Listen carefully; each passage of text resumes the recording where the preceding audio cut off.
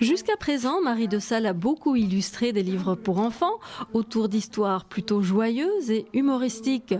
Par le biais de Sandrine Place, avec Pipo, chien de guerre, elle se lance dans une aventure au sujet plus grave, à savoir expliquer la vie dans les tranchées en 14-18 par les yeux du petit chien Pipo. Donc il a fallu trouver en tout cas ce personnage du chien assez vite. Et donc on a tourné autour d'un chien qui existait auparavant pendant la guerre et qui avait sauvé des soldats. L'idée c'était que l'histoire soit racontée par l'intermédiaire de ce chien qui nous permet en tout cas de garder le fil conducteur d'une histoire difficile à raconter pour des enfants si petits.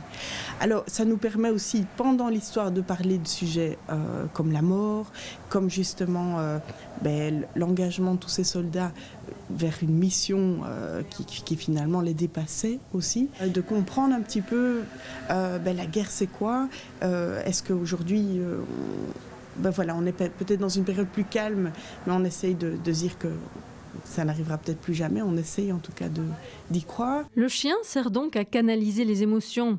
Pour cet ouvrage, Marie de Sales a délaissé sa palette de couleurs très vives. On est quand même dans une palette dans les gris, dans les verts militaires, mais quand même avec ce chien qui a quand même une belle couleur et qui quand même vit à sa manière l'histoire en tout cas.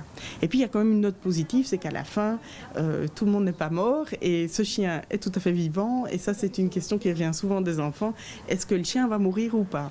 Et donc on garde quand même une note positive que ce chien ne meurt pas. Ça l'aide aussi à imaginer cette note d'espoir. C'est en collaborant avec Sandrine Place, historienne travaillant au Musée royal de l'armée à Bruxelles, que Marie de Sales a pu mettre en place ces illustrations, puisant à souhait dans les archives et les documents. Donc en cours d'histoire, on a vraiment d'abord un uniforme bleu avec une casquette qui ne protège pas du tout la tête du soldat.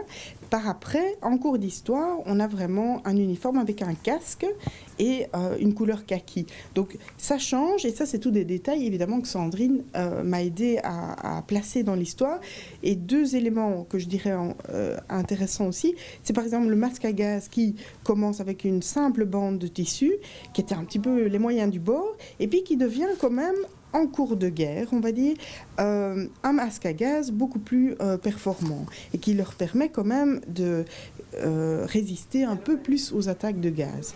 Alors ça c'est un élément et il y a encore un élément, c'est par exemple les sacs de sable qui sont à hauteur de tranchées et qui permettent aux soldats d'être quand même un tout petit peu plus protégés et donc ils leur permettent aussi avec des fusils à rallonge de tirer de cette tranchée. Au final, le livre propose très peu de texte, mais très juste, et des images qui racontent avec autant de précision.